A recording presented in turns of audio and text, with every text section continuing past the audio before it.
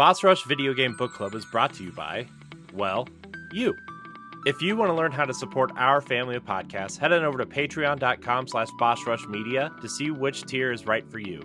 Thanks for your continued support.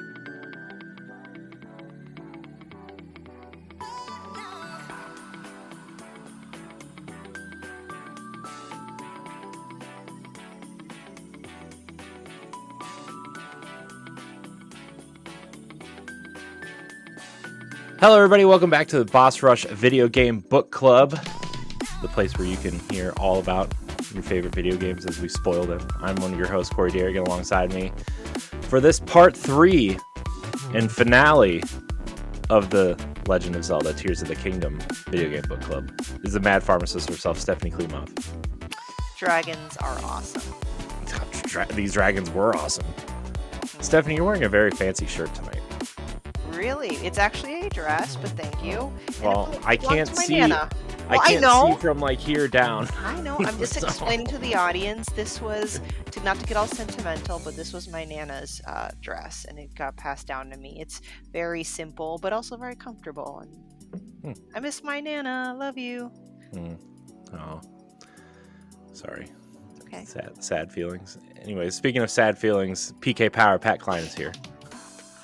What? Hi. I don't know how to respond to this. It's been a long week, dude. I'm sorry. It's the only thing I can come up with in the moment. Oh man, everybody. So everyone's done with Zelda, right? Everybody's packed it away, put it in the box, put it on their shelf. Yeah, you know what? Like, I'm not even close to... Oh, well, first of all, I'm never going to 100% this because I'm not doing the Korok thing. But I haven't really done a lot of extras. I did get the guidebook, but I crammed a lot of Zelda in one time period where I spread Breath of the Wild out. So I'm almost kind of... I wouldn't say sick of Tears of the Kingdom already, but, you get kind of burnt out on a game if you put too much into it. So I'm putting it away when there's a winter lull. Hopefully there's a winter lull. I will then pick up and kind of complete the side quests. Well, I don't know if you saw the Nintendo release calendar alone, but not sure. There's a couple Marios coming out, and Gosh, by the way, I'm really I'm really excited to be done with Zelda and I'm really excited for my PlayStation to not be broken so I can play Final Fantasy. Because I'm really excited for that. But we're not here for that. Next month, we'll be here for that. We'll be, I guess, spoiler alert, our next video game book club is Final Fantasy XVI. And I think moving forward, we're only going to do like maybe one episode per game. Because just based on like the Hogwarts Legacy one, like the first episode did really well and the second episode didn't do well. And then like from, I don't know the second Tears of the Kingdom stuff yet, but the first one did pretty well, and I guess we'll judge by the time the second one comes out. For everybody, comes out on this coming Sunday. Patrons get this episode a month early, so keep that in mind. For just $1, you get this and more. But really. Yeah, Final Fantasy XVI is next, and you know what? Especially if you're on Patreon, we would love to kind of get some feedback for you guys on other potential book club games for the remainder of the year. Start it out there. Yeah, we're gonna start taking requests on Patreon, so you can head over there and look for the poll or the post, the Patreon post for book club games, and you can vote or make suggestions, and we'll be doing that. I mean, as you can imagine, this is a year of games. There's endless possibilities. A year of games. So get out there, get on those polls, and tell us why we should do Pikmin 4 after Final Fantasy. Man, Pikmin 4. I haven't even started that. I want to play that Disney game that came out today too. We will spoil the crap out of Pikmin 4 and its almost non-existent story. What do you mean? You crash land in someone's backyard and you find these plant people and you rebuild a rocket ship and then you take off. Well, there you go. We just had a Pikmin 4. But there's your 30-second book club on Pikmin 4. Bonus! Bam! This is why you got to stick around for part 3 of Zelda to get a bonus of another game. I know. Also, Disney Dreamlight Valley news, guys. New update for that. Just kidding. I'm not No, kidding. There is a new update, and I have been playing it a little bit, but we're not here to talk about that. if you do want to talk about news updates, though, Final Fantasy XIV is getting its 5th expansion pack next year. And it's coming to Xbox. Woo! Mm-hmm. Sorry. So this is big, especially because the actual Final Fantasy XIV story finished with Endwalker. So this is a brand new story that they're going to tell. What it's called? What, Trailblazer or something? Dawn Trailer, Trail, Dawn Trail, Dawn Trail. whatever. Trailblazer, Blaze Trail. Who knows? It's going to take place. It's going to be, the theme is like summer vacation, so it's going to take place on like a tropical island. That is cool. Isn't there pirates? I saw somebody floating around pirates today. There's lizard people. Yeah, that's not pirates. Whatever. I mean, all right. Anyways, they haven't. Speaking of lizard people, sorry, people are here to hear about Zelda. Okay, enough of this Final Fantasy talk. Enough Pikmin. Enough Disney Dreamlight Valley. We're going to talk about Zelda, and in my perspective, I know everybody's different. In my perspective, my favorite part of the Zelda game. I know Zelda generally isn't very just story heavy. Maybe Skyward Sword is, but that's not my favorite game. I know people went wild and crazy, wet and wild for all the Ultra Hand building stuff, but for me, I was here for the Dragon's Tears. Yeah. Yeah. So yeah, I guess we should talk about what we're covering here today on this one. If you missed the first two, I recommend going back and listening to those. The first one, we kind of talked about the opening and some of the story elements that happened in the first, chunk of the game. The second one, we took a deep dive into the dungeons and the sages, and now we're talking about the Dragon's Tears, the ending, some of our favorite side quests, and then our overall thoughts on the game. So so we want to start with the Dragon's Tears, right? I thought about maybe starting with the ending, which ending awesome, by the way. That battle was way better than the Breath of the Wild's ending. Oh my gosh, it was so cool. But we're gonna go through the Dragon Tier memories and kind of talk about how they progressed the story. And I love the story. Love the story. I was like, in Breath of the Wild, like I kind of like didn't care. And in this one, I'm like, this story is amazing. Well, here's the thing, and you let me know, especially Pat as well. In Breath of the Wild, the memories seem almost more like character vignettes. We got to meet the champions, a little snippet in time. I mean, there is the generalized growth from Zelda hating you to, I don't know, liking you, putting up with you, whatever.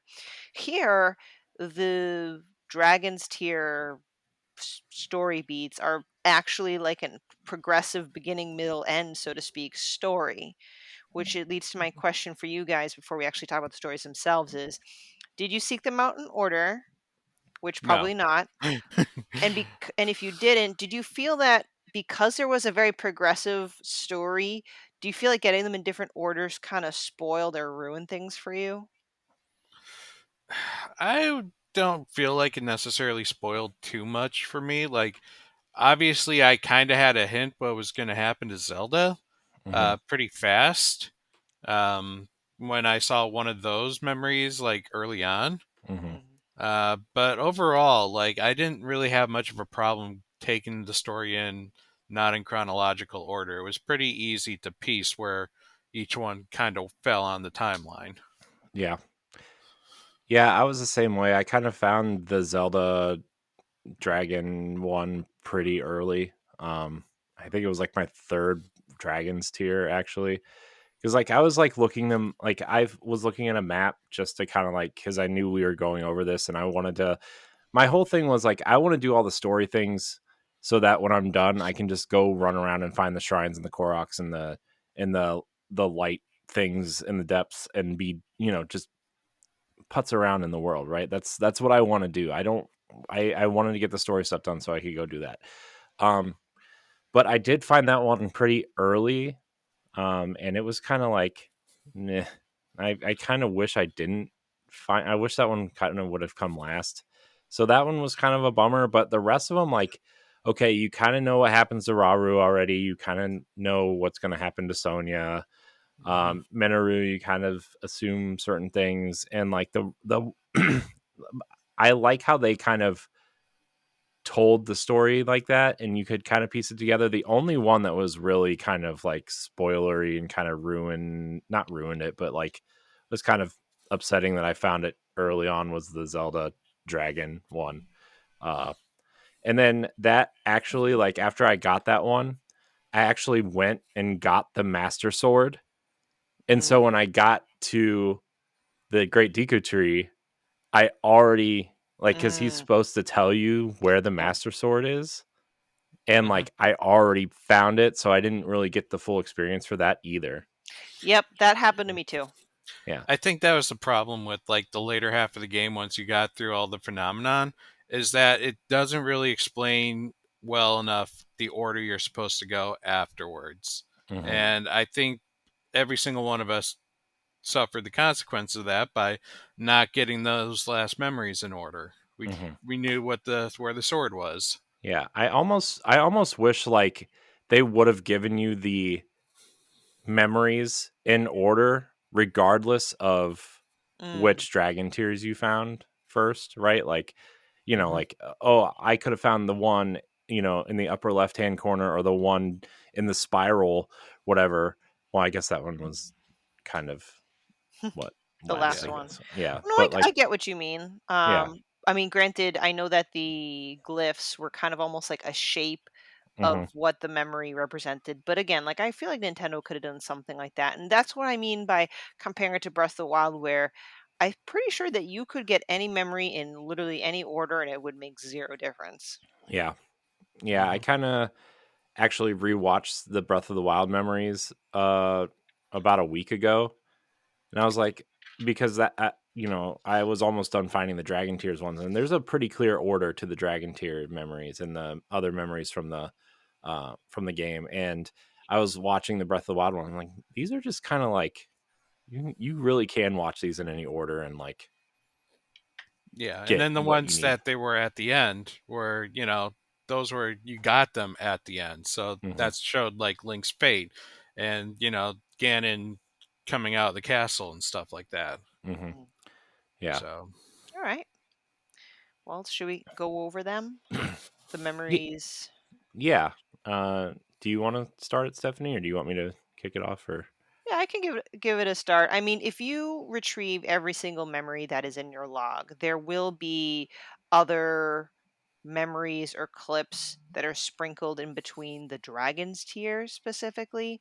So technically, the first two memories are not dragons tiers. The first was when Link and Zelda, I believe, I think it was Link and Zelda recover the mhm, Master Sword from the previous from the due to the previous game to restore its power. And there, the Deku Tree reveals that the Master Sword will become even stronger when flooded with sacred power, which comes into play later. Mhm. And then the second memory is Yeah, I from the beginning of the game is I the kind awakening, of like right? mhm. right. Right. Sorry, So you did I cut out? a little Yeah. bit, but Oh, I sorry. started talking and then you cut out, and I was like, "Oh, she said something. I All should right, stop." sorry. But okay, so here we'll Um, start with tier number yeah, one, I kind titled of like Where Am the. I? I feel like, So man, I after you begin, oh, I'm sorry. Yeah, Go wouldn't be a ahead. podcast.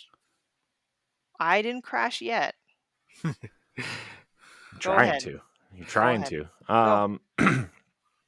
No, what I was saying was, I feel like the Deku Tree, like just overall in Zelda fiction or lore or whatever, like it's so important, but like it's important that you do the Deku Tree stuff first, even in Ocarina of Time, right? Like that's literally the first thing you do is the Deku Tree. And so I wish I would have found him first, and I know like it was kind of like not really obscure of how you got there, because like you could just go in the depths and you got there eventually, but like I really wish I would have found that one first, because that would have set everything up to like, oh, dragons, we gotta do things with the dragons, and then like then the story would have unfolded right? In the way that it was kind of, oh well, if you do the swallow the the tear, then you become a dragon and lose everything, and then like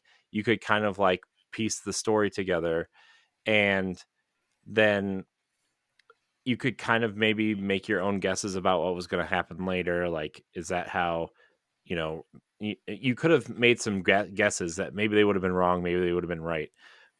But like, Rauru, maybe that's how Rauru sacrificed himself, or maybe, or, then you get to the Zelda cutscene, you're like, oh, she's been here this whole time and she's protecting the Master Sword. And that's, I just wish that I would have unlocked that one first. Um, well, I don't quite share the same sentiment of having the Deku tree be the first like memory that you find, just because like I feel like that really would like already give you all the information you needed to know Hmm. uh about the backstory of what's going on. So all the moments where Zelda kept appearing in the present would, I mean, make it pretty meaningless. I feel like you True. would instantly know that's not Zelda, or you know that Zelda is the flying dragon Right. that's wandering around. With regard to, yeah, the Master Sword's power and the Deku Tree, I've not, I wouldn't say I avoided the Deku Tree, but I kind of waited till later on in my gameplay just because I'm like, all right, well, the last game I needed a certain amount of hearts to get the Master Sword. There must be like something where I need a bunch of stuff, so I'll go to the Deku Tree later. Um, and with regard to the actual memory itself of where am I, like that's when I was like, aha, time travel. I knew it because she woke up, it looked just like Hyrule, and there you see, Raru and Sonia, which what do you guys think of? I know we're more familiar with Raru from like like the gameplay, but this would be, if we're talking about chronological order of memories, the first time Hmm. we see Sonia, what do you guys think of her as a character? Because I was very excited for a new character.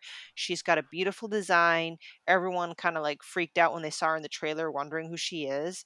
Hmm. But as we'll discuss later, as much as I think she's a good character, I almost feel like she's kind of very, very two dimensional. I don't think Hmm. we got to see a lot of her as much as I'd like to see her. Yeah, I kind of felt like she was more of like she's there definitely for like a story beat instead of actually being a real character, right? And I feel like you could have almost like, and I know like her sacrifice or her dying is like a big story point, right? But like before that, there's nothing really to her really until like maybe the very end, and even then it's like, well, they're just connecting with Link, right, to Mhm. uh do the magic or whatever, right? So I was excited because I feel like because like if, am I knowing this right? Like Zelda is like a descendant of theirs, right? Yep. Technically. Well, so that's another point I wanted to bring up, and I don't know if that was in tier one or tier two. I think it might have been tier two, which is, I don't think it's very terribly a big story beat. Tier two is unfamiliar world. Zelda is still with Sonia and Raru. She realized she traveled to the past, and Raru recommends speaking with his sister Minoru. Mm-hmm. But my question is, and I know we've kind of like already spoiled the later tiers, but okay, Raru, Sonia. It makes sense because Raru has light power, Mm-hmm. and she has time power, and we'll find out Zelda kind of has both. But like, do they have babies? Because we know one of them didn't make it to the end of the game. I mean, they must already, right? I mean, they must have some sort of descendant already, like some sort of child that you don't see, right? Throughout the entire set of Hmm. memories, though? Mm-hmm. Yeah, Yeah. I mean, it's a, Child it's a wasn't big important.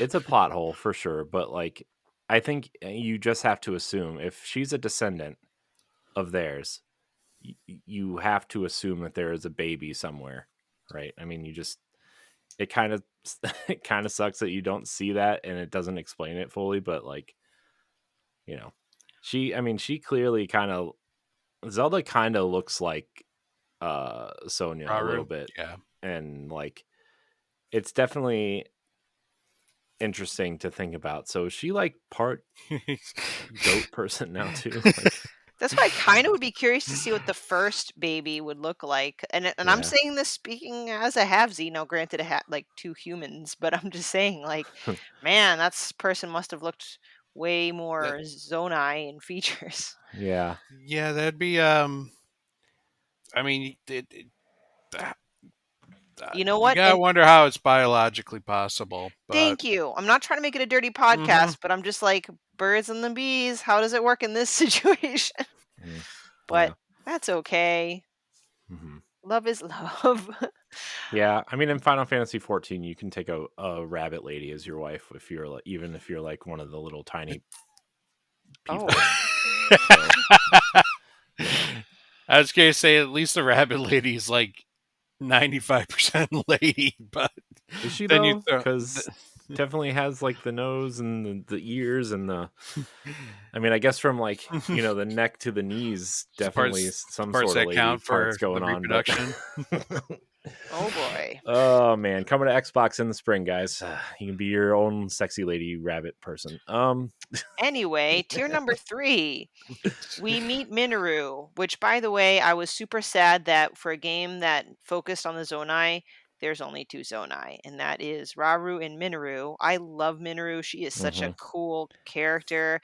She they kind of paint her as a very bookish, knowledgeable, scientific, so to speak, Zonai. She's in her study. They all talk to see, is there a way to get Zelda back to her own time? Hmm. And I don't know, kind of hitting it right on the nose here, but Mineru's like, I don't know. I mean, there might be this one way, but it's forbidden. Hmm. But it's a way, Mhm. but it's forbidden. It's called draconification. Hmm. By swallowing a secret stone, which you'll hear secret stone many, many times throughout this game, Love them secret stones. you will live forever. With a caveat is you'll become a former shell of yourself in a massive yet glorious dragon. Yeah, yeah, yeah. Minoru is definitely like one of the. I mean, Minoru is probably the coolest character in the entire game, in my opinion, in terms of like besides like Zelda and Link, like Minoru is like the top tier character in this game. I love Minoru. She's cool. I wish they would have kind of like really focused more on her and like yeah, Raru is interesting and Sonya, right? But like I think the game might have benefited for like Minoru kind of being that like almost like a Midna type character or a Navi type character and like kind of popping in and out, like giving you story beats or like being more a part of Link's journey, traveling from the past, Mhm. in like that ghost form almost. Well, we might as well kind of state that now. She is later revealed in the game as the Sage of Spirit, Hmm. which makes sense because I believe in one of the tiers, Minoru says that her special power is that she can separate her spirit or her soul from her body. What do you think Hmm. about it? That's kind of like an interesting power. Like, I don't know what I would do if I had that power. Like, I don't know. Maybe I'll go haunt someone and like possess a speaker or something. But she has a stage of spirit, and she actually joins you in the body of a construct. Not my Before she favorite. does that, though, she puts her soul into Zelda's Zonai, the Puripad. thank you, Parapad. Mhm. So technically, she's always been with Link, and Link just doesn't understand her because he's not focused. Yeah. Is that But why? Okay. But yeah, I mean, mhm. I think it would have been like way cooler if she was way more part of the experience, Guiding. I guess. Hey, listen. I mean, we could do without that, right? I Well, hey, listen. Tier number 4 is where, again, chronologically, we see Ganondorf, hydrated Ganondorf, for the first time, titled the Gerudo Assault, where he is with some Gerudo, frightening looking, angry looking Gerudo, and they send a swarm of Moldugo to attack. But the Moldugo is fought off by Raru, Sonya, and Zelda with these massive light power explodey things. And that's when Ganondorf goes, strength alone or brute force alone isn't going to work, and he notices their powers and he gets that creepy little smile, and Hmm. the wheels in Ganondorf's head are turning. And for Secret Yeah. Stones, they've really revealed themselves like right then and there. Yeah, not so Yeah. secret. Yeah. Not very secret. They should have called them the Sacred Stones. Would have Or been a just, much. yeah. Yeah. I don't Or care. teardrops. Just call them freaking teardrops. Yeah. I don't know. I I guess don't then know. there'd be too many tear allegories. Yeah. Mm. I found it interesting that the following tier, because it's a show of fealty, so it came right after the Gerudo assault. So he's like, "Ah, well, I guess trying to send the Moldugas after him won't work. I'm just gonna pledge my allegiance." So the next memory is it reminded me of Ocarina of Time so hard, where he's walking Hmm. down the aisle and he kneels down in the most insincere pledge of fealty I have ever seen in my life. I'm like, that Yeah. was just a slap in the face. I mean, even after he Mhm. like pledges his allegiance, right? Like he gives all these remarks like he's not really pledging his allegiance too, right? Like Mhm. And then uh also to top it off, Rauru, like Zelda's like, you don't believe him. And Raru's like, of course I don't believe him. But then he brings up the wisdom of why he wants Ganon there, or Ganondorf there, is so that he can keep an eye on his enemy. mhm, Mhm. Which there's some So, truth to that.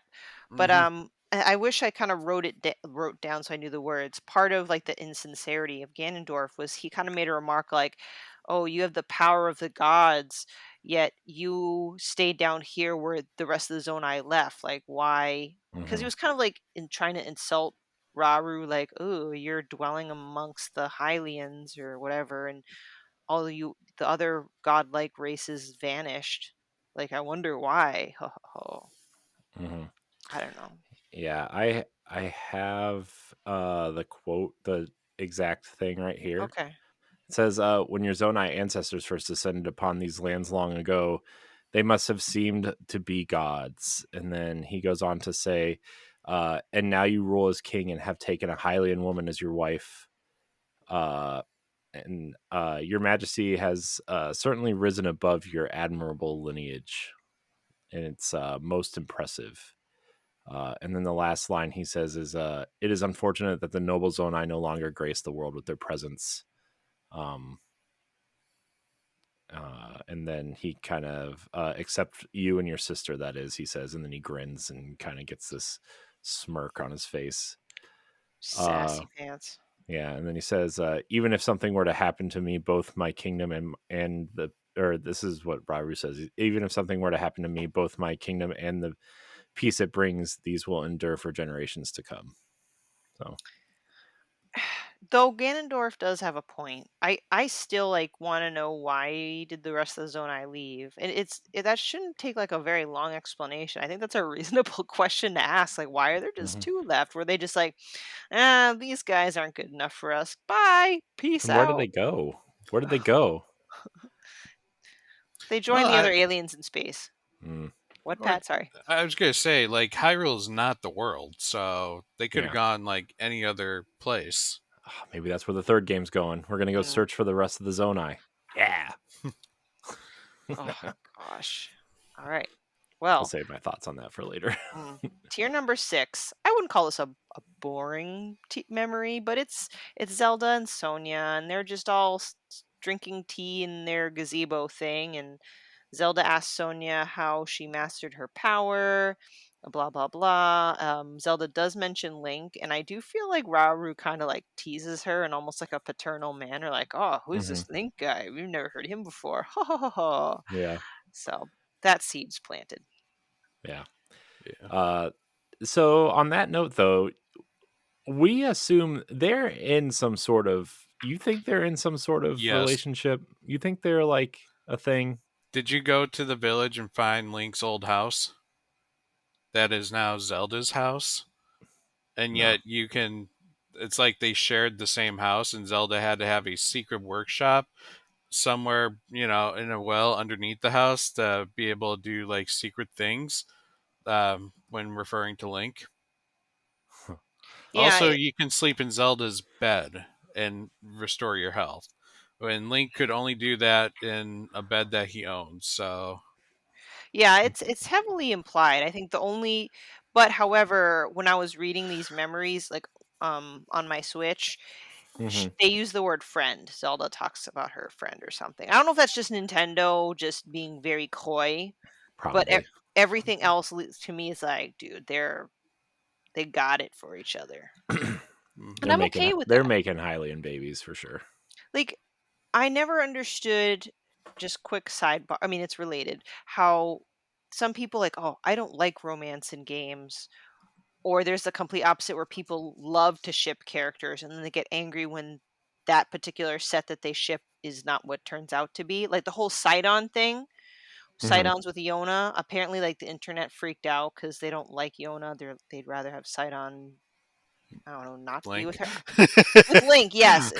So like yes. No, that's exactly what it is. And anyway, but the point is I am okay with romances in games, movies, and novels if done right, if not forced. And I do feel like the occasional romance between Link and Zelda, which really only is heavily implied in Skyward Sword and this game, out of all the Zelda Hmm. games, I think. Yeah.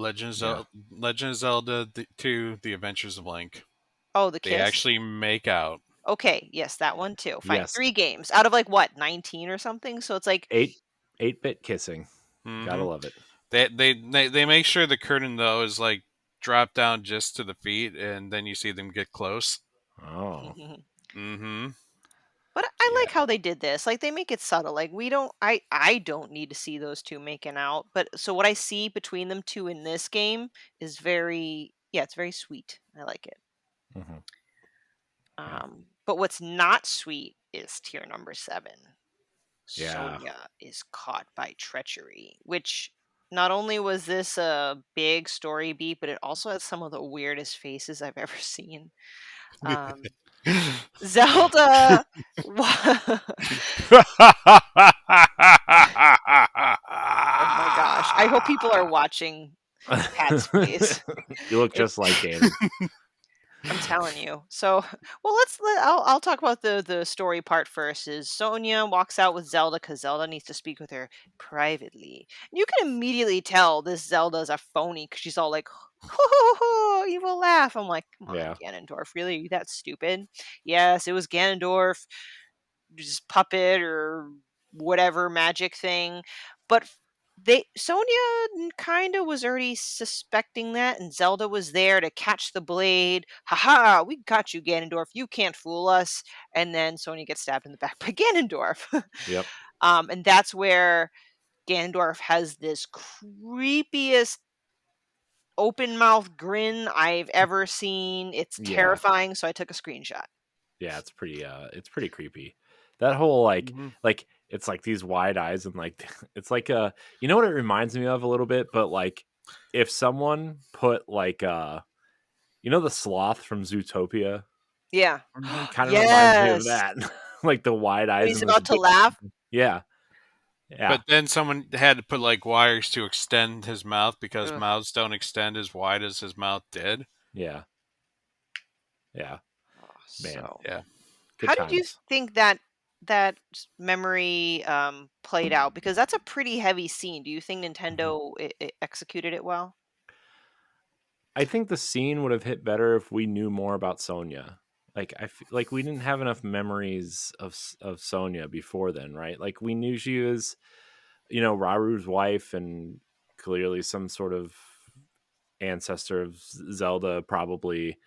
And but like I said before, like there's not enough to Sonya and it didn't feel Hmm. earned, you know? And it like you kind of understood that this was going to happen eventually anyway, right? Hmm. Especially at the beginning of the game when Rauru shows up and like, oh, Link has Raru's arm attached to his shoulder now. So, you know, you knew he was going to die and that you just assume that Sonya is probably going to die too. Well, Sonya was shown in the murals where Yeah. Ganondorf was taking her stone. Yeah. So, Mhm. yeah, I mean there was that too. So, I mean, it like it didn't feel earned to me. I think the scene itself is a pretty decent scene, except for like the weird faces. But like it's the stuff that comes before it that didn't make that scene feel earned, so the scene feels lesser. Nope, I agree. Like I recall the mural, and we're all guessing like, is that Zelda? Is that Zelda? That's Sonia. Mhm. So like that's a scene we needed and it wasn't bad, but because I just didn't really feel much for Sonia beforehand, I'm like, oh, this sucks. Like, Mhm. Yeah. I oh, feel like one of the scenes later, which jumps a few tiers, when Rauru is going to declare war on Ganondorf, I feel that scene is more earned mm, because you could still see Rauru was in pain for losing his wife, and Hmm. he wanted to, just take on Ganondorf himself, and everyone's like, nope, nope, bad idea. Yeah. yep. Oh, good. And yeah, and then Rauru does show up at the end of this memory where he and Zelda essentially retreat because, well, this bleeds in the next tier, right? Birth of the Demon King. Hmm. You can imagine what he does. He takes the stone and just, I don't know, slaps it on his forehead Hmm. and transforms into the Demon King. Isn't that also where we saw the Blood Moon? Yeah, the First Blood blood Moon? Hmm. moon. Yeah, and it's kind of like this scene is really cool, Hmm. right? Because like I mean, Zelda is sitting there holding Sonia's dead body and watching this like crazy tornado form the Demon King and then the blood moon rises. This scene is cool. This scene is scary. Like it makes Yes. Ganon seem really scary at this Yeah. point. Cuz like he has the glowing eyes now and he has like that weird like blood moon toga thing going on. Yes. His eyes are Hmm. glowing, the horns are like in full. He's scared. This scene makes Ganon seem scary. He went from Daddy Dwarf to Demon Dwarf. Mm, Hmm. to Demon Daddy Dwarf, to Yep. So Daddy Dragon Dwarf. hey, we'll get there. But yeah, so understandable that Rauru and Zelda are like, we're gonna take a break. We're gonna call timeout. Yeah. So yeah. After that, Birth of the Demon King, there is a non-tier kind of quote unquote memory, but that's essentially just the Demon King sending out his army. The thing that you Hmm. see in the trailer, like, rise, my children, Hmm. blah blah Hmm. blah, That leave no survivors. I Yeah. like that scene because that actually showed just what Ganondorf like was capable, like how he Hmm. just materialized all those demons like immediately, and how they started just laying siege in Hyrule. Yeah. Like it showed this guy's a threat, and if he were to come back again, there may be no chance to actually stopping that. Yeah. Right.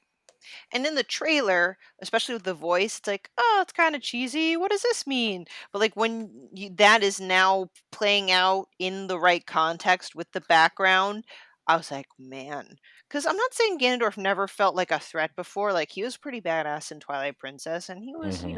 badass when he turned into Ganon in Ocarina of Time. But here, I almost felt like it's like went from like fantasy scary bad guy to like this is like a really evil dude. Hmm. Hmm. Yeah.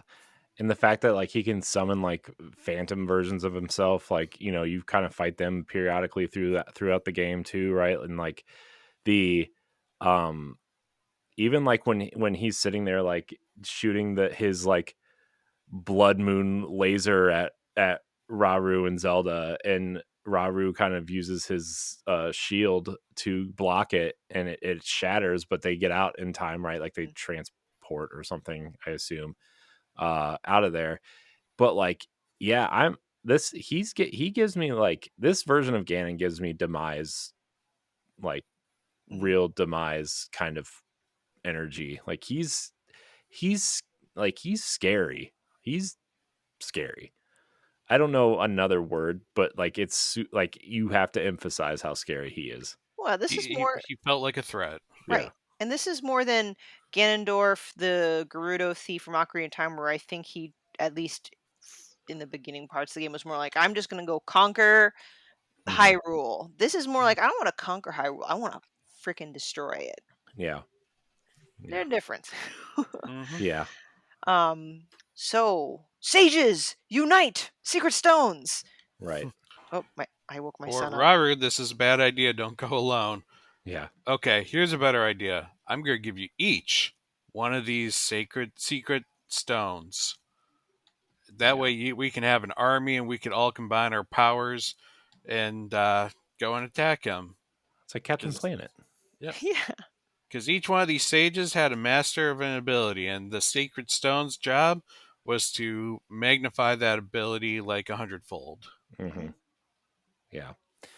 I And then they really summon Captain Planet. I really like this scene though. Like I like seeing all the sages together. It really like gives me the memories of Ocarina of Time when you first pull the Master Sword out and you see all this. You kind of see like the sages Mm. around, in like the the blue realm or whatever.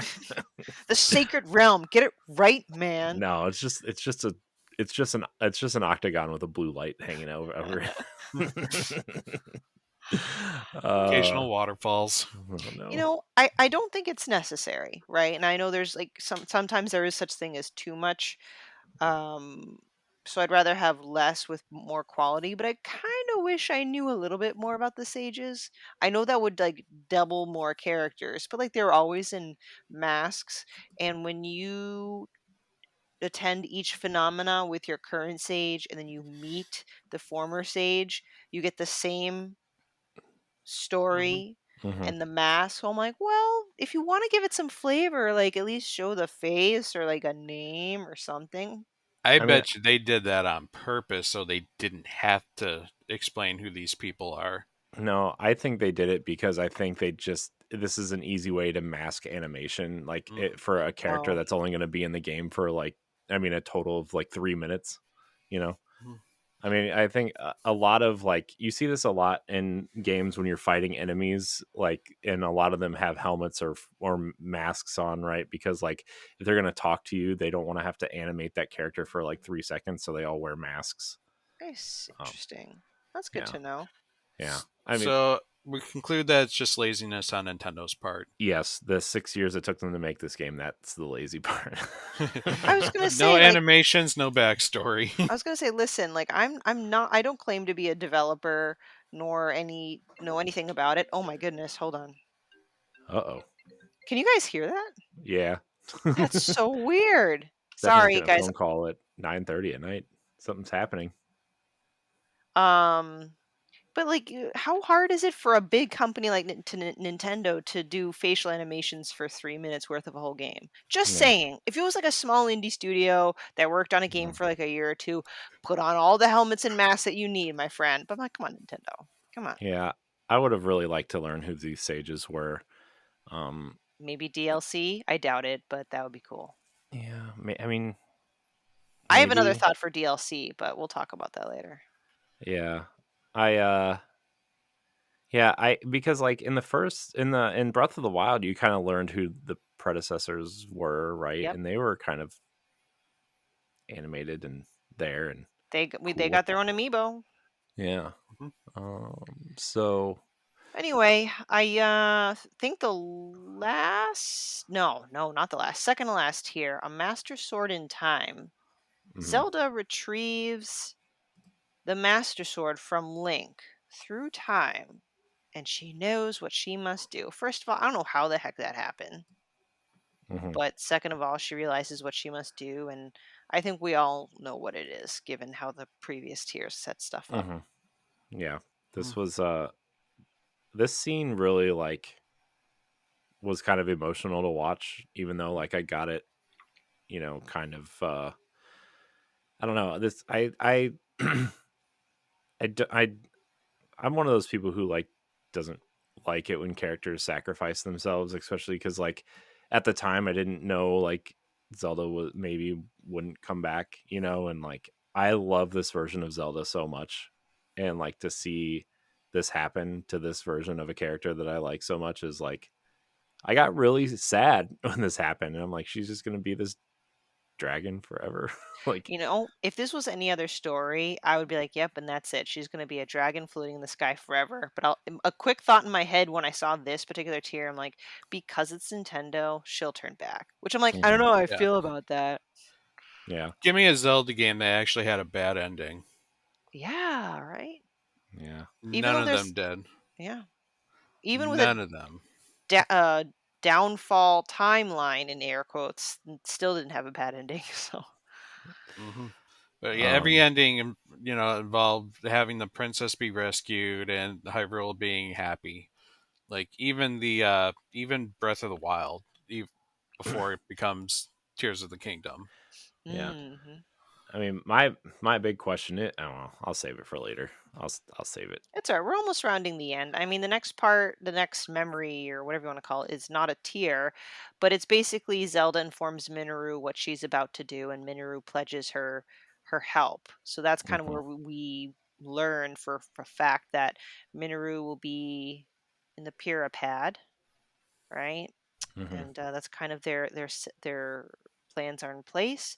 Once you collect those 11 dragon tiers, the 12th tier will appear, quote unquote, at the Spirally Island. And that's where, yeah, Zelda leaves the Pirapad in Minoru's care. And this is really sad, guys. Zelda swallows the stone, and she turns into a dragon while kind of holding on to the Master Sword. Yeah, and the music here Mm, builds and builds and builds and makes it like that much more like of a more powerful scene. You know? Hmm. Oh man, this scene kind of like really made me sad. It made you tear up. I mean, almost not mm, quite, but it was. I felt some things in this scene. Um, so because like you just see her like swallow it, and then you see her eyes turn that bright blue color, right? And then mm. she kind of like takes off, and oh, Yeah. It's definitely more impactful because in Breath of the Wild, we don't see her i- in the process of holding back Calamity Ganon in that gross little egg sack in the Hyrule Castle, right? We mhm, just see in Hmm. the memory that she's got to do what she's got to do, and then that's it. Then she's in the egg sack thing. Here, it's like we're actually seeing her in process of sacrificing herself, and obviously in this case, it's kind of a bigger sacrifice and more yeah, a heavier price to pay. So I think that's where it hit me because I get to witness her doing something intentional. Um, Zelda having her own agency. Um, I can feel like it pains her. I almost feel like this is where a little bit of the romance part comes back a bit because I just feel like there's this unspoken thing, like she's actually going to really miss him. Like I mhm, know she understands the duty that he needs to perform, but like she actually like will miss mhm, that she'll never yeah, see him again, never make more memories with him again, no pun intended. So, yeah. Making memories with him. yeah, special Mm, memories. mm, Also great dragon design. Hmm. I have a dragon tattoo already, and let me tell you, when we get to the final battle, I want two more dragon tattoos. yeah, You that should get all four of them now. Oh yeah. she's yeah, I you could really feel her like emotion towards Link in this scene for sure. So, That's okay. We'll get to see Link reciprocate it later. Yeah. So, with that being said, that's kind of the dragon tears, the bulk of the memories. I don't know if we want to quickly touch base before we get to the final boss and ending. Is actually retrieving the Master Sword, which does mhm, involve the Light Dragon. So Zelda turns into the Light Dragon. Um, it eventually you do see the dragon in the sky, and it's like embedded in her forehead. yeah, And I thought it was clever because when you needed the Master Sword in Breath of the Wild, you needed hearts, and in this case, you needed stamina. ah, Did Hmm. y'all have enough when you made your attempt? Yep. I so I actually had to go sacrifice some hearts for some stamina to go do this.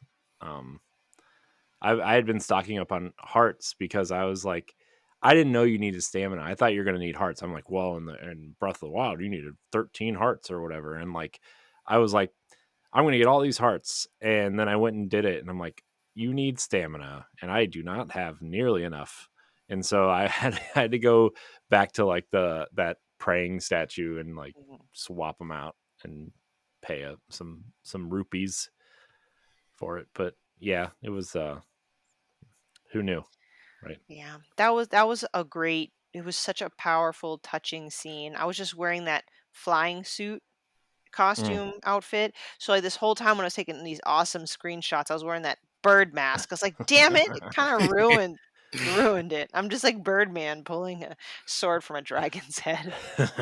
I was wearing the Twilight Princess outfit. Oh, nice. That's the only outfit I've worn through the entire game. I've even like upgraded it. 'Cause, I don't even remember. It's been too long what I was wearing.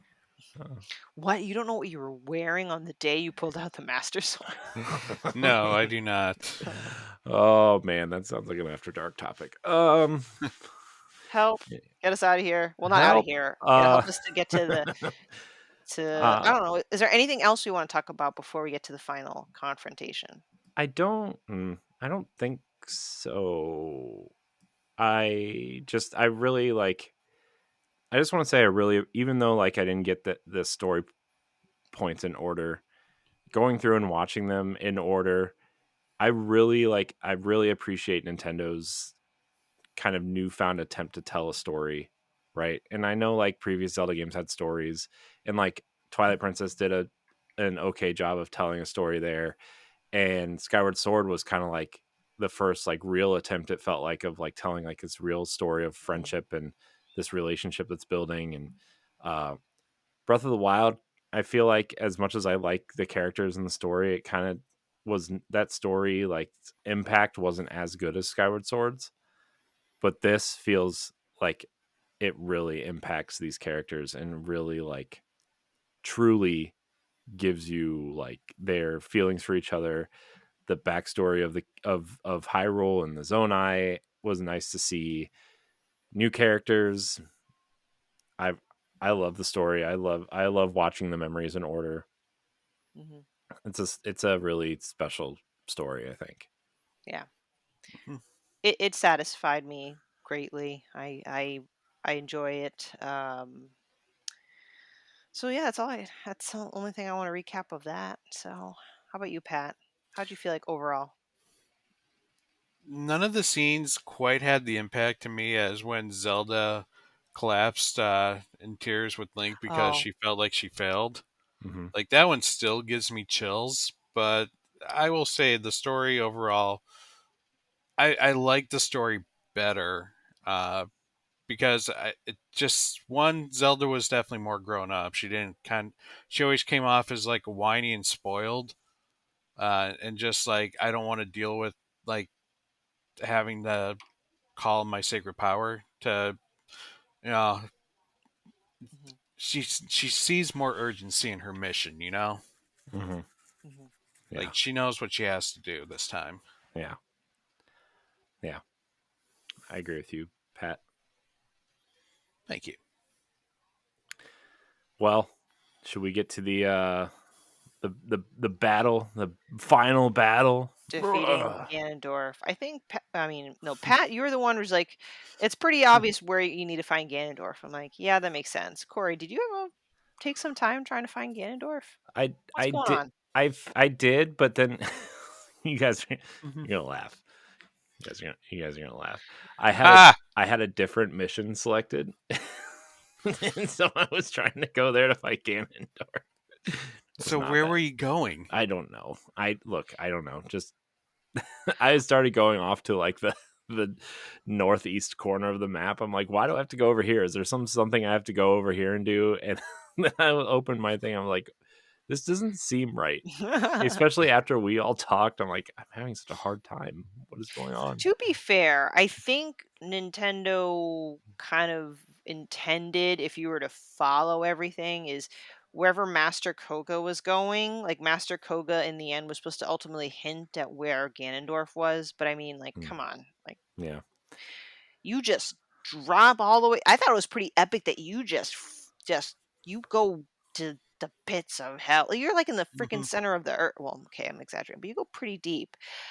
I liked this approach to a final boss. It's not always the most fun, like the approach to the final boss in Metroid Prime Remastered that I just played, Hmm. because you go through the same places you explored with Zelda in the beginning. Hmm. Did you see Zelda's torch? Zelda's torch that Mhm. she dropped when she fell. Um, you see the mural again that was initially blocked off by rocks, and now you can blow up the rocks and see what is the rest of the mural. Yeah. Mhm. Now, can we like just talk about how freaking deep that was? Like Yes. they're like, oh, we're going under the castle. What they didn't fail to tell is that like we're going a mile underground in tunnels underneath the castle. Yeah.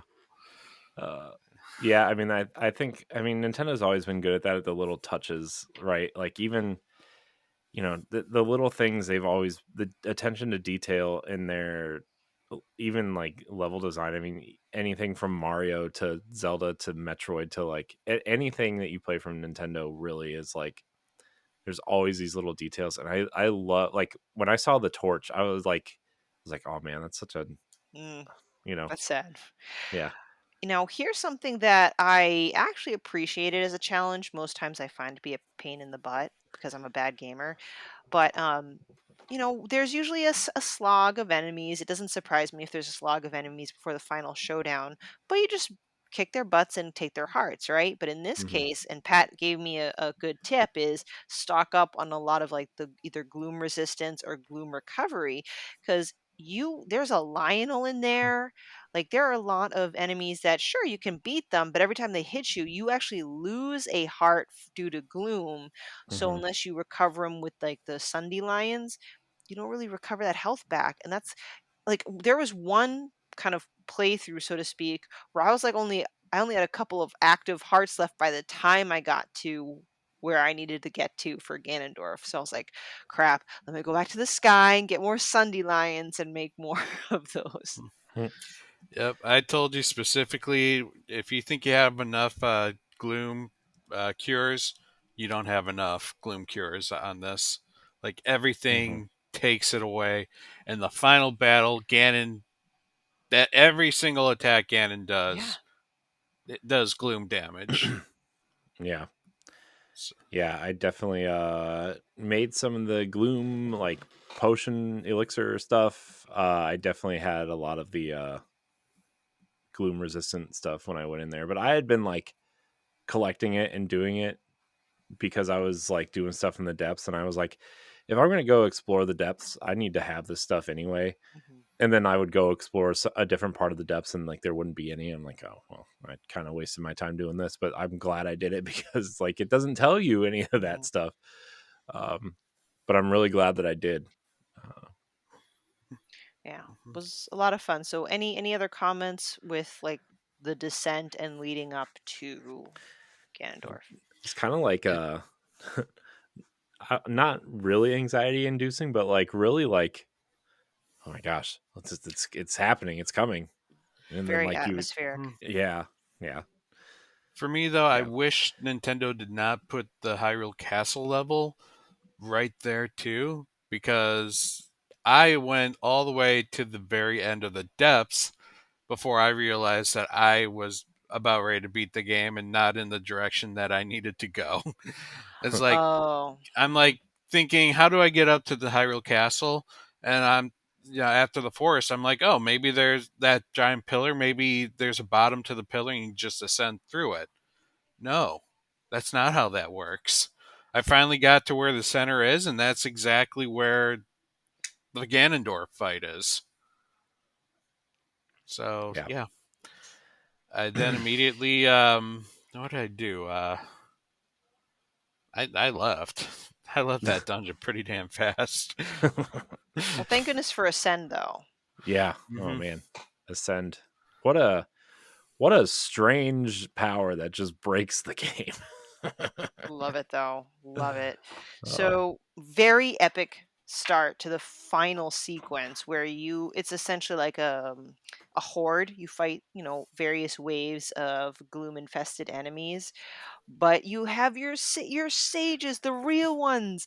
They finally come to is this the right time that they come? I think that's when they come, Yep, right? It's been a while. this is where they come during Mhm. the battles against the minions. Very, very epic. It makes a big difference. Like, it's nice to have their avatars with you, but it's just such a rewarding moment because this is what you've worked hard for if you've done the phenomenon. Like, I've not only done those to get the avatars or whatever I needed, but they're actually here to help me. So I I had a blast fighting through it. I don't think it was particularly difficult. Hmm. I actually found like a quick and easy like zonai construction where it's literally just like a honing device and like a laser beam and two cannons, and it was just literally destroying everything for me. But the problem is usually I'm in the way because I'm also fighting the enemies. Mhm. um, yeah, I thought it was cool. I like when it almost felt like a Mass Effect vibe a little bit, where like when in Mass Effect 3 when you're kind of like seeing all of your allies for like the last time. And like I almost thought that this is what was going to happen, is like Link was going to sacrifice himself to kill Ganondorf in a way. Like I kind of thought that might be where it's going initially. Um and so I thought it was going to be like a Neo Agent Smith sort of situation from the Matrix, where like neither can if one lives the other lives, if one dies the other dies type Mm. situation. Um Sorry to reference a 20-year-old movie at this point, but yeah, I thought that like especially like when you get to Ganon, I thought his first form was like extremely easy. I'm like, oh, this is gonna be kind of like this is gonna be kind of like the Breath of the Wild part, where like you've made it here and now they're just gonna reward you with like some easy fights. Uh, but Ganon's second form was actually pretty challenging Talking about the in my opinion. demon form. Yeah. Well, let me just first tell you that I loved the theatrics of dehydrated Ganon turning into hydrated Ganon, and Hmm. him like Mhm. the "Don't look" was that the "Don't look away" quote that he says? Yep. And Yeah. he like shing the samurai sword. But yeah, no, but I do like the sword. The hand to hand combat reminds me of Twilight Princess a little bit. Hmm. I think, yeah, that first form is a bit easy, but that gets you acclimated, right? Because once he turns into his demon form and he hits you, you lose like maybe not even one, but like two of your hearts due to gloom. And that that mother effer, you flurry to the flurry rush. That dude will flurry Mhm. rush you. Hmm. It just gets worse and worse the lower his hit points go. That he can Mhm. like literally do it like you flurry, then he flurries, and then you have to flurry again. Hmm. Yeah. I found myself running away a lot.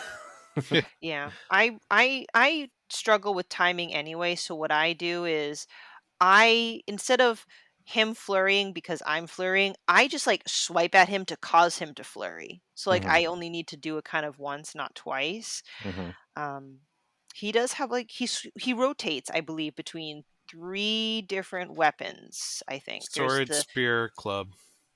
yes, Sorry, other way around. Sword, club, spear, sword, club, spear. He yeah, does that circle rotation. yeah. I don't know if anyone felt like one of those was easier than the other. I think the sword was kind of the easiest for me. The club's just a big, strong weapon. You just gotta avoid it. He sends shockwaves of gloom. Yeah. Yeah. I think the club was easy to because it had a larger wind up. It was easy to flurry that one. I found the spear easier to dodge aside because those were mostly straight attacks. Mhm, mhm. Um, Yeah. though honestly, it got to the point where I pushed him against the wall, and that's how I screwed him over. Like he can't flurry by jumping backwards. Ah, Well, he flurried, but he couldn't get away from my attack, so got it. I just literally kept him on the wall and just attacked him. Oh, and all the while, the sages are still there helping you until there's a certain point in the second phase where Yeah. he just like knocks them out and be like, "That's enough." Yeah. Yeah, that was I mean it that usually happens though in these games, right? Where like that second form kind of takes like half like when the halfway point of his life goes down, he just becomes even more powerful, right? Like it was man, it was so like when they're not helping you and he like gets even more like demony, and like he does the like come at me with his hand, he's like Mhm. laughing Oh under his yeah, breath. I'm Mhm. like, oh my gosh, this is he's a so cocky guy. yeah.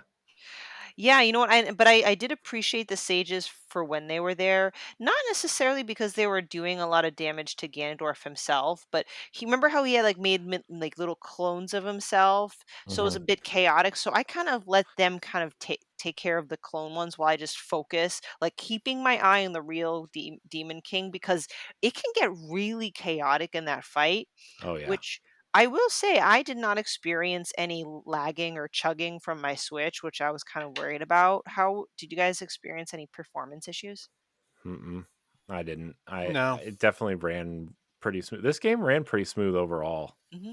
It Yeah. was I very rarely had any sort of frame rate dips or anything. This game definitely like really great performance, especially in like heavy fight, like especially like when there's a ton of enemies on screen, like you said, when when he has his like shadow versions of himself, Hmm. and your allies are with you, and you're like trying to avoid stuff, and he sends like those little flames out, right? Like there's a lot going on the Yeah. screen at one time in such a small space, and like this, I didn't feel any hiccups or anything. Yeah. That was a um, great experience. Yeah. Uh, This boss fight though, and even like before the final phase, like this boss fight felt like this was a great final boss fight. Like I really thought that this was like way more epic and feeling of like I'm actually gotta like try at this, because Breath of the Wild, like it didn't feel that way. I mean, if you did all the divine beast, like his health was like already halfway down, right? And then you just kind of shot yeah, I the was giant. gonna ask. First few forms of Ganondorf versus Calamity Ganon. What you guys prefer? Oh, the Ganondorf for sure. Hmm. Hmm. Yeah, Now that Breath of the Wild probably had one of the worst final bosses I felt yeah, out of any of the Zelda games. yeah. I think they wanted you to feel like you actually accomplished finishing the game, and like by the time you got there, like it was truly like that. I mean, I think when the game first came out, I said this that that boss fight was like the easiest part of the entire game, and it was kind of for such a great game, like that was pretty disappointing, was that boss fight, Hmm. and this felt like it totally redeemed itself. Exactly. And I would think it's safe to say that we feel the same with the final forms because Dark Beast Ganon was incredibly a letdown. Whereas if I can move on to the final, where apparently you piss off the Demon King so much that he says that he's willing to do anything just to eliminate you, which Hmm. I think is, oh, I'm like, I thought he was a bit smarter than that, but I guess he just Hmm. really hates you now. Yeah, He swallows the stone. He just rips it from his forehead. I'm like, yeah, he damn. does. He eats it. I think the eating of the stone visual was a little weird looking. He two-handed that stone. Yeah, he Yeah. did. I was like, This little tiny like skittle sized stone. He just like, bah, you know. right. And But like, then, oh, go ahead. oh, I was gonna say when he rips it out of his head, he just like literally just like grabs the whole thing and just like rips it out. I'm like, this is so aggressive. I Hmm. mean, I get he's angry, but it's so aggressive. Oh Oh, yeah, women like that. I I mean, guess so. ugh, It's like, hey, it's yeah. just like how the guys like Lady D stepping on them. Oh You know, gosh, ladies yeah. like Ganon throttling them. Okay. Oh boy, the Well, he word. got throttled by that stone, and he at first, I'm like, "Oh, no, he's not turning into Calamity because the little smoke whoosh thing was very Hmm. Calamity-like. I'm like, "Oh, no, please, no." And he turned into a dragon! Yeah, that whole visual of him turning into the dragon was awesome. Like him kind of Mhm. coming out of the pit and up like through and around the castle. Mhm. Very cool visual. Very, very cool visual. And I keep talking about how things are epic, but I think this is one of the most epic scenes just by the scale. Because then Zelda, the light dragon, comes zooming in, and you're like you're high up in the sky, and you see both dragons come head to head. It is an Mhm. absolutely fantastic visual. Like, it does feel so huge, so massive. Mhm. I'm like, Mhm. damn. Visually impressive for a Switch game too, right? Like you see both dragons over Hyrule Castle over like and then you can like still see across the land, right? Like Mhm. this scene was like graphically intense, animation was intense, like the whole thing was just a masterpiece of a showcase of what the Switch can still do Mhm. this long into its lifespan. Um but yeah, I mean, like you said, Stephanie, like when Zelda's dragon comes in, it like seeing them kind of face off against each other a little bit and like her trying to get Link out of his grasp and everything, really cool visual. And like the way like you're like the dragon catches Link, so Mhm. cool. And the way they like kind of use that mechanic throughout the boss fight is really cool too. Yeah. What do you guys think of the actual fight itself? The actual fight was not bad. I kind of figured the final fight was going to be gimmicky, just kind of based off of how Breath of the Wild's final fight was gimmicky as well. Um, like overall, like I, I'm gonna say something a little controversial. I did not like the fact that he turned into a dragon, because to me, Ganondorf was always supposed to be the pig. Hmm. Mhm. And so now, we completely ignore the fact that that's what Ganon has been, the demon pig, for countless of games, and now he's a dragon Mhm. That's Pig with a dragon. no signs of being a pig. that's a good point, but we could make the argument that he still could be a pig, but he only turned into a dragon because of the draconification. Hmm. Eh? Yeah. Eh? Then give him a pig nose. Come on. Oh. Oh. Make him a pig nose dragon. Where he goes oink oink. Yeah. No, but I uh, agree with the gimmicky part. Hmm. Like it was definitely like the easiest part, but Yeah. I forgave It it. was it was awesome, like cinematic wise. You I know, think it was the cinematics that helped it. hmm but hmm. yeah, nothing that you learned throughout the entire game helped you in that battle. That was Yeah. basically just go find the glowy bit and smack it, jump Yeah. off and do again. Hmm. Yeah, I mean, this was definitely the easiest part of the fight for sure, but I think that like just the scale of the fight really saved it. And Mhm. like, look, I mean, I kind of like this kind of break in the boss fight because the first, like, especially the second phase, I had a ton of trouble with it. Now, granted, I was super tired and uh didn't sleep to do that, but like that second phase in particular was so it was really hard for me. And so like having this kind of epic kind of easy fight but really cinematic and kind of able to finish it and like be feel like I accomplished something was really uh I enjoyed it. I love the fact that the dragons are like facing off and you're just kind of jumping from one to the other. Um, Mhm. so that's kind of how I feel. Nice. What about you, Stephanie? What I mean, you kind of you kind of said, but you kind of didn't. I mean, did you? What do you I think of kind the of fight? said, but I kind of didn't. Yeah. No. I really enjoyed the dragon fight. I do understand it. It was the easier of all of them, and like Pat said, the quote unquote gimmicky part. But I was too busy enjoying the fact that I got to leap off of Zelda Dragon and literally dive bomb my way onto Ganon Dragon's back, and then just leap off again and ascend into the sky. So it was more of a victory lap Hmm. and a much more fun victory lap than the Breath of the Wild version. So I was okay with it, and yeah, that the final strike, the final blow to Ganondorf Dragon was also like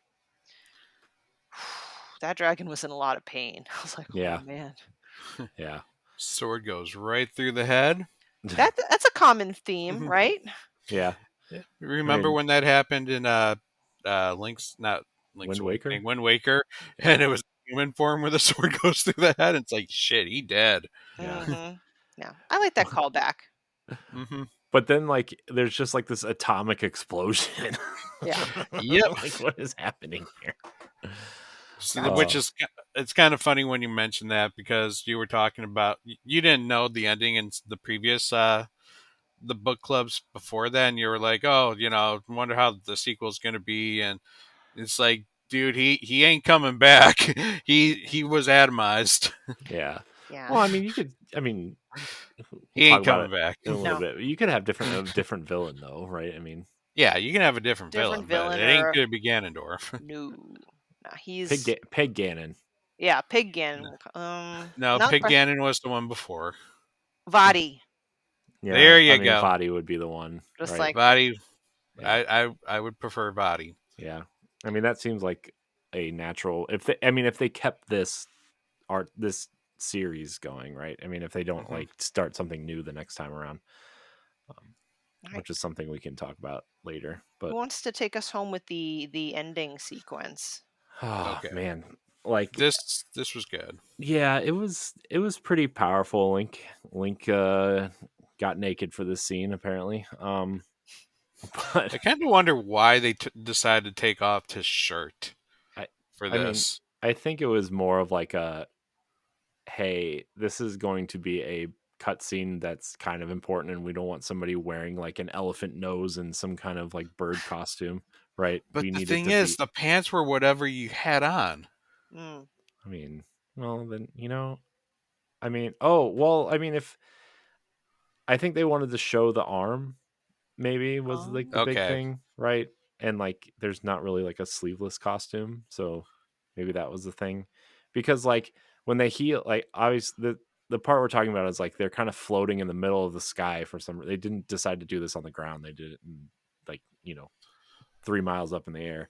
Uh, but like his arm is healed after this part, like after they like use the light to save Zelda and Zelda turns back into Zelda from the dragon. hmm uh like his arm is kind of normal again, you know and I yeah, think they wanted to show that. yeah, that makes more sense now. Yeah, Them healing his arm. yeah.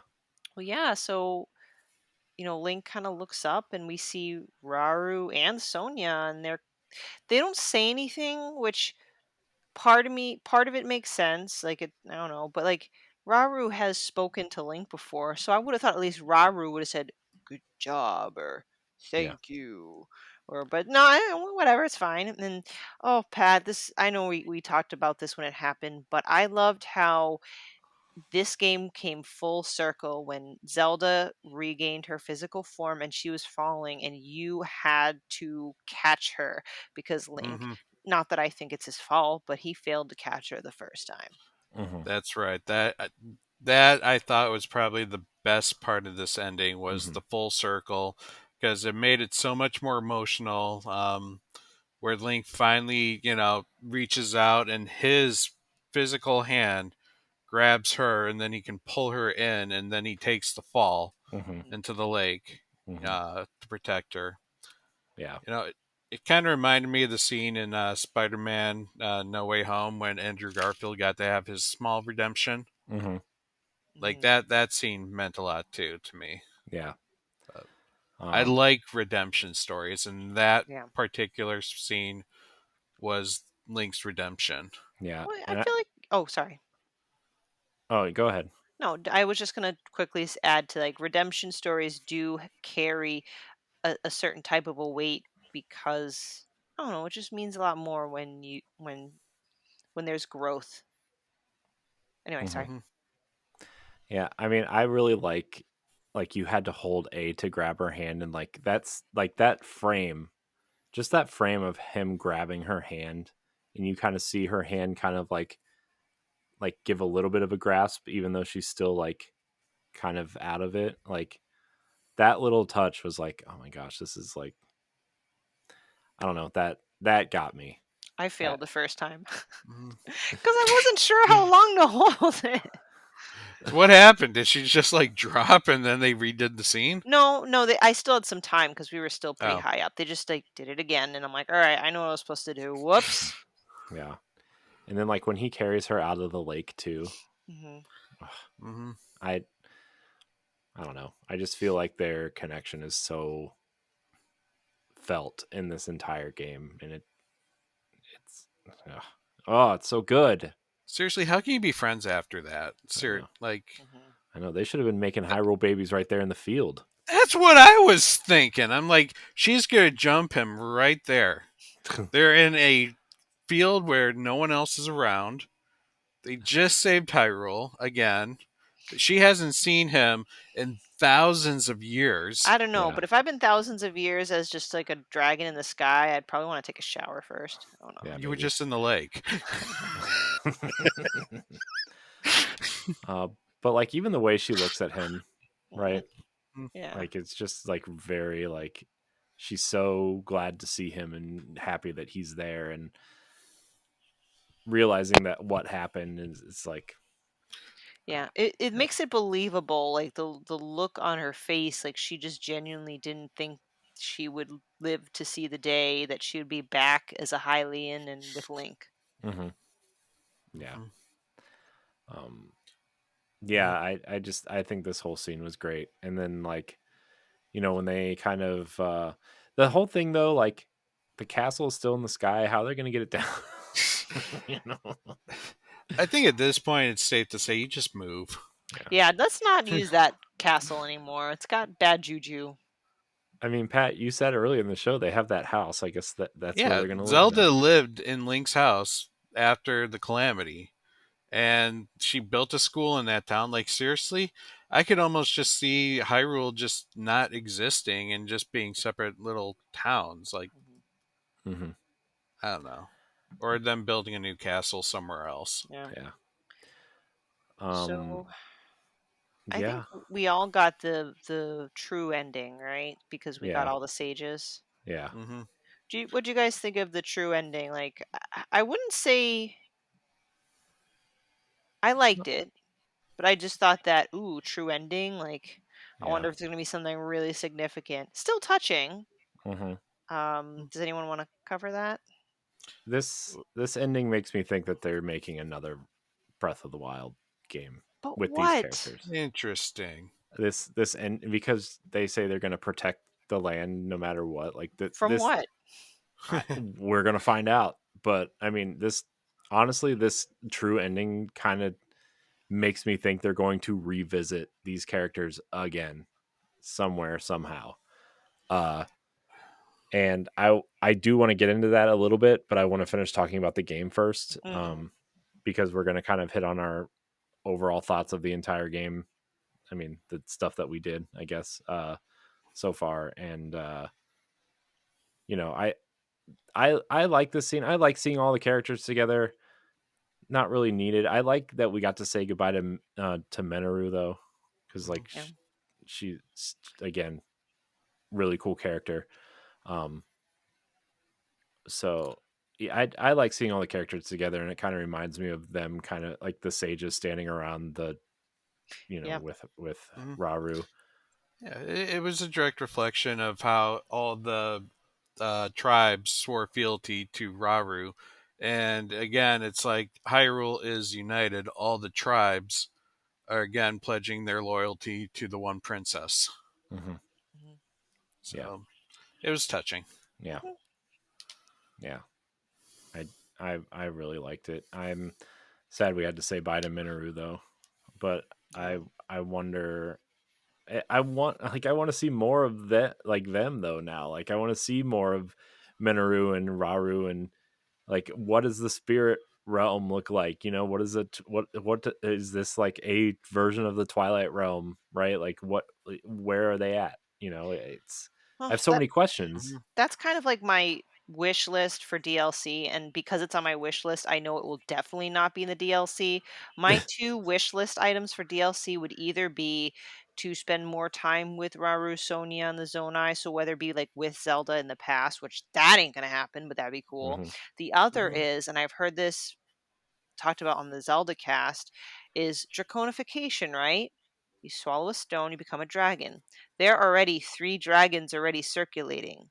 Dinral, Farosh, and Nadra, which we haven't seen the Triforce either, and they kind of represent like the 3 goddesses by name. It would be so cool if the DLC explored like those dragons. Were those used to be living beings that went undergone draconification? Hmm. But I know for 120% fact that the DLC will not address those 2 things. Mm. I don't think there's going to be DLC for this game. Yeah, I don't either. I wouldn't be surprised if there wasn't. So Yeah, I mean, I wouldn't be surprised if there was DLC, but I mean, the fact that they kind of came out and said that the original ideas for this game were originally DLC ideas for Breath of the Wild, that they just evolved into an entire game. Um, I don't know. And I wonder how many people are still going to care about this game in like a year. You know, I mean, people will, right? I mean, Mhm. but uh, Yeah, I figured if there was going to be DLC, it would have been announced by now. yeah, because I feel like the season pass for Breath of the Wild was announced before the game came out because you could buy them Mhm. together. And then you think of all the other DLCs like Xenoblade Chronicles or Fire Emblem. They were either announced like just before the game came out or like within weeks after. Yeah, my only thought to that though is like this game has a very specific ending, and I wonder if the DLC would take place after the ending, and they didn't want to spoil the ending. I was gonna wait till hold out till the September direct Hmm. because the amiibo are for holiday, so I guess it's possible the DLC could come on the holiday. But again, it's more of Hmm. a well, we'll see what happens. If it's announced, it's announced. If it's not announced, then it's not announced. We've already got a lot of other to play. Yeah, Hmm. yeah. Um.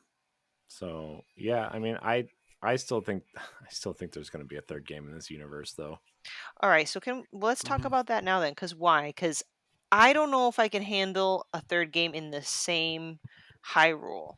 The Yeah, the Sky Islands and yeah, Depths, great, but it's enough. yeah. I mean, we were kind of talking about this on the Boss Rush podcast, um, where and we kind of ended that conversation because we wanted to save it here. But like, if they I love these versions of Zelda and Link and these characters. I love this version of Zelda, but they got to go somewhere else next time. If they do another game in this Hyrule and like that was kind of been my issue with this game in general. Like as much as I love it and as much as I loved playing it and being with these characters again, oh, it's fine.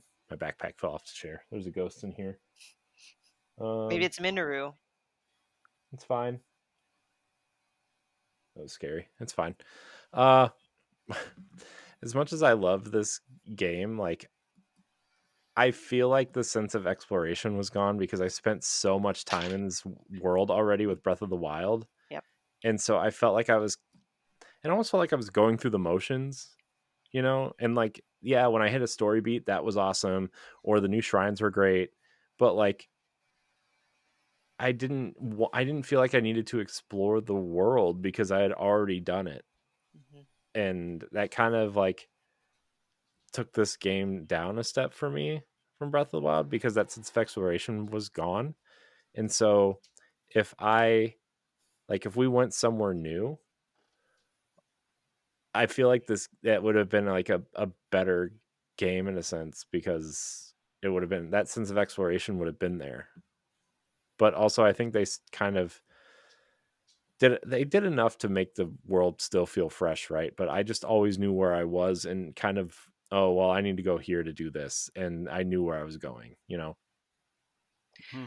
No, yeah, I in Breath of the Wild, I wanted to climb every hill, explore every nook and cranny. In this case, I'm like, I'll hit the caves. You know what I'm saying? So, um, I know Nintendo said this is kind of the new Zelda way, like maybe the open worldy type stuff, but Hmm. I just do a different Hyrule next time. We're good. Well, I Yeah. mean, there's a lot of places you could go, right? Like I mean, you could even go to something like a new version of Termina or, if like I don't know if like a Twilight realm exists in this world, but you could go like to a different realm. You could go to, I mean, if low rule exists in this world, I don't know, but I mean, maybe Here's the depths kind of took that place, but here's the thing, I don't think Nintendo cares about their previous Zelda titles. I don't think they care enough. I no, think they showed that with this one too. Like they almost took everything that happened in Breath of the Wild and just like, oh yeah, that happened. You know, we have tied Calamity Ganon and Ganondorf together? Absolutely. People originally had theories that maybe Calamity was Ganondorf's power leaking. hmm You know, like he accumulates power and it leaks out, and that caused the Calamity. But no, we they were basically separate events. And in one of the notes on Ganondorf's character, it said the Calamity is the reason he started gaining powers because it broke the seal around him. So, like, so why do we have a character named Ganon and another character named Ganondorf? They used to be one and the same. Yeah. yeah. Timelines. I don't think Nintendo cares. I mean, Like, No. this has no viable reason to the timeline or anything else of that. yeah. Like, I think, I mean, Nintendo's always been that way though. Like they want to make a good game first, and like they'll if they can tie it into something, maybe they will, maybe they won't. Who yeah, knows? yeah. Miyamoto was always against like stories. He wanted the gameplay to be the key. Yeah, yeah. I am a little shocked that this wasn't kind of tied more into Breath of the Wild, like in a real serious way. Like, I mean, yeah, the opening was clearly like okay, we're doing a sequel, but like it kind of felt like it could stand alone as its own game, which I think maybe they wanted to an extent to get more people in. Like they didn't feel like they had to play the Breath of the Wild to get the most out of Tears of the Kingdom.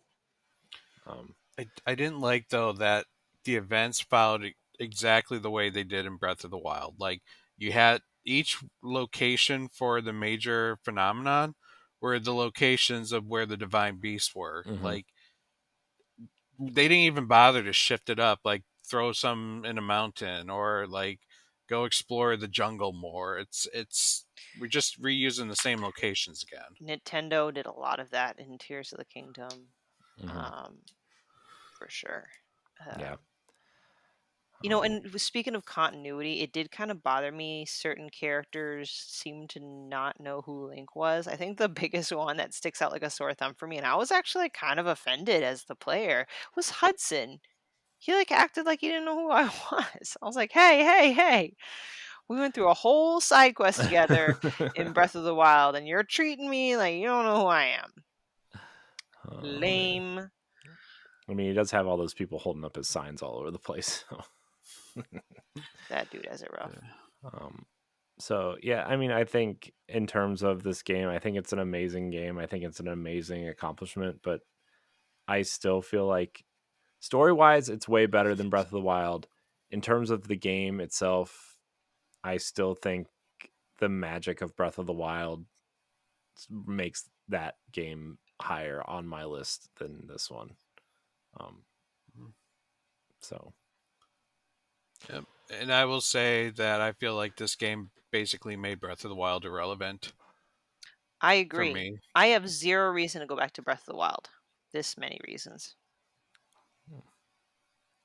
yeah, That's just us, Corey. Don't let us make you think that your opinion's wrong on that. no, I It Yeah, agree. yeah, sorry. the game was just too similar to Breath of the Wild in the exact same way that A Link Between Worlds was too similar to A Link to the Past that it made A Link to the Past completely irrelevant because you're practically playing Link to the Past 2.0. Yeah, no, I 100% agree. I'm just saying my experience. Like, Mm-hmm. I do think that Tears of the Kingdom is like the definitive version of these two Hmm. games at this point. Like, if you're Yeah, gonna play one, it's gonna be this one. right. Uh, Mm-hmm. I'm just saying like the magic of Breath of the Wild and playing that game for the first time was lost in this game No, because I agree. of its I can see that. Yeah. directness. You know, Yes. so. Yep. like walking out into the Grand Chateau or the Grand Hmm. Plateau, not Chateau, Plateau, The Great Yeah. and Plateau, just yeah. seeing the world, just Hmm. Yeah. vibrant. Yeah. And like Exactly. Yep. I still really feel like the dungeons in this game were 1,000% better than the the divine beasts. Hmm. I really like the sages. I really like some of the evolutions of this. I think the story was 1,000% better, and that that would be the reason to play this game is for the story and the characters and the divine or in the the dungeons. Uh, Hmm. the shrines, I think a lot of the shrines are really well put together. The Yeah, the dragons, shrines were definitely much better thought out than. yeah. And the dragon tears were definitely worth it. Um, so that's my final thoughts. Anybody? What's next? What do we do? What do we? Are we done? Is that it? Did we do it? I think we can put a nice bow on top of The Legend of Zelda Tears of the Kingdom. We waited 6 long years for this. Um, I I did not mind paying $70 for this game. Mm-hmm. Like I said at the beginning, I played a lot of it, but because I kind of already played it in Breath of the Wild, I'm more likely to be able to be okay with putting it down, so I can play other games and revisit it another time. Yeah. Hmm. Um, I after I think after after I play Pikmin 4 on the Switch, this will be my this might be my I'm in bed and I want to do a shrine or two before I go to bed type game now, right? Um, and while I play other games, right? Like I still want to play Final Fantasy 16, which is the book club, like we mentioned for next month. I still want to play the Star Wars game that came out Mm, earlier this year, Jedi Survivor. Starfield comes out soon, which who knows if I mean I'll play it. I'm excited for it, but that game is very daunting and a game that I don't know if I have enough time to play. To be honest with you, I, I've never beat Skyrim. Dude, I played an hour of Sky. I played an hour of Skyrim and I couldn't get out of that town where the dragon was attacking, and I just quit playing. I tried it 3 times. I didn't know where to My go. my issue was I just never really touched the main story. I did Well, I went all around everywhere else, but not the story. So yeah, I played like 100 hours into Skyrim, but just never beat it. it's it's funny because like I actually really loved Oblivion, and then I never never played Skyrim past the first hour. well, I will say one thing. I think that the end credits music slaps. I think the soundtrack to Tears of the Kingdom slaps. I mean, Hmm. there are other games with much better music, but I'm just saying I love the orchestral continuation of Zelda music. So I just want to throw that in real quick because I've been Hmm. listening to the soundtrack on repeat. I understand a lot of it, it's remixed Breath of the Wild, but I Hmm. like the Zonai weird dissonant Yeah, stuff. yeah. I can say that a lot of my predictions were very wrong, very wrong. Uh, because I thought there might be some sort of like Twilight Realm, Twilight Princess references in here because of all the green stuff, but it just ended up being the Zonai tech, and I was like, yeah, well, close, not really. Time travel though, Mm, definitely in there. Not like real time Mm. travel, just cutscenes, but um, so. All right. Well, I guess in 6 years we'll see the sequel because I think there's a third game coming. But maybe anyways, 12 years. We might have to double that. oh, I know because they got Hmm. to build a new landmass for us to explore. They can't do this again. Uh, anyways, I want to thank everybody for watching and or listening. Remember, Boss Rush Book Club, you can get 1 month early on Patreon for just $1, as well as a bunch of extra goodies over there. Stephanie, Pat, thank you for your time as always on this Boss Rush video game book club. Next month, Final Fantasy. The following month, TBD, maybe something that you guys vote on. So we'll figure that out. But make sure you play Final Fantasy for next month, everybody. Uh, Thank you for We love you. watching. Great. Do whatever. Subscribe to the Hmm. channel. And we will see you next time. Goodbye, everybody. Bye. Bye. Secret Stone. Secret Stones. If you want to be a Patreon producer, head on over to Patreon, patreon.com/bossrushmedia, and find out which tier is right for you. Our Patreon producers at the $5 tier or higher for this month are Adriel Munger, Austin Campbell, Celeste Roberts, Christian S., Sana Dierig, Francisco Santillan, and Rebecca Jewell. Thank you for your continued support.